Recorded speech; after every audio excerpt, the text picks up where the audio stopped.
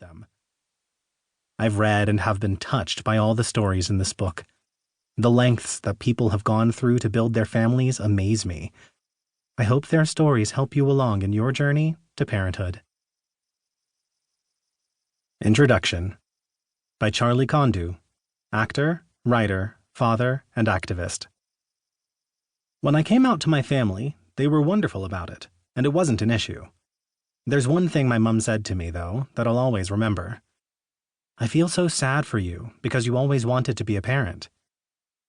To be honest, I had always wanted to be a dad, and it never crossed my mind that I wouldn't be able to have kids.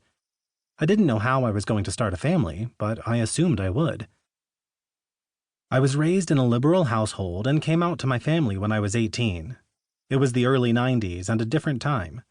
I never saw examples of same-sex couples raising children together, and there were no gay parent role models to look up to on TV or in the media. Had I seen other gay men in loving relationships, building families together, it would have removed a lot of fear from my teenage years and made my path to self-acceptance smoother. My mother loved my sister and me ferociously and has always been supportive of us. After I came out to her, though, my perspective on family building changed. I could no longer assume that having children was something that would eventually happen when the right person came along. It would be a little more complicated than that. There was no clear path for me to follow. At the time, surrogacy was still in its infancy, not to mention extremely expensive, and gay men in the UK were still considered too deviant to adopt. I realized that same-sex couples had to plan more than most people, but it's hard to see how that could be considered a bad thing. My sister told me, "When something is this important to you, you'll find a way." She was right.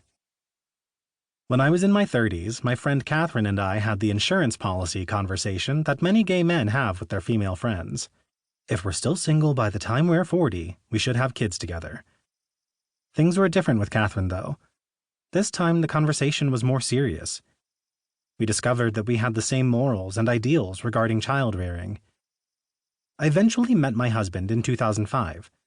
Over the next couple of years, the conversations about having children became more real. We discussed every aspect of what our three-way co-parenting relationship would look like, considering every worst-case scenario we could think of, and shared our plans with our families. Everyone was on board, and after 3 cycles of in vitro fertilization, IVF, we had our first positive pregnancy test. Even though Catherine's house was not far from ours, we all agreed it would be best if she moved in with us for the last bit of the pregnancy and stayed for the first 3 months after the baby arrived. It turns out that a third pair of hands made a huge difference when our daughter was finally born. We never had to worry about one of us not getting enough sleep because someone was always there to step in and help. We were able to take turns pacing up and down to comfort our colicky baby, and it always seemed that one of us had enough energy to do household chores like making dinner. We now have 2 children. One is 6 years old and the other is 3.5. As parents, we have our separate lives, and our children split the days of the week between households, but we also make the time to go on holidays, celebrate Christmas, and eat meals together as a family.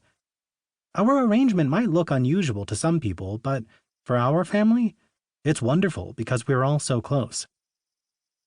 I think the reason our family situation works so well is that we're upfront and open about everything.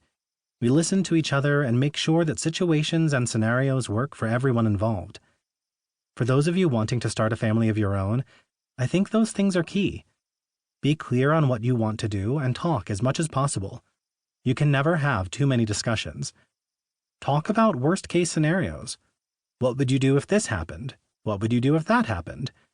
Also, be open to change because even though you may think you have thought of every scenario beforehand, chances are that when your child is eventually born, they will turn all your well-thought-out plans upside down anyway.